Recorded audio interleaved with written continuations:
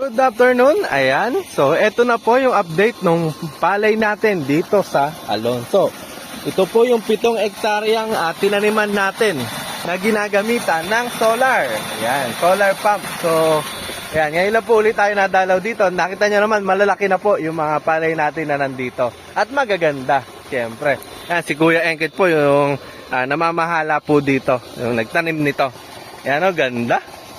So, nilagyan din po natin yan ng biofertilizer na bigay ng DA. So, mas naging maganda rin po. At lalong-lalo na nung solar pump natin, sustentado ng tubig na hindi na masyadong gumagamit ng diesel. Nakikita nyo naman yan, no? Oh, taas ng buga kasi mainit na rin po. Ayan. Mag-go ka na po, mag-aalas 11. Ayan. So, kung sa mga nag-aalilangan, pakabit na rin po kayo ng solar pump, libre na kami sa diesel. 7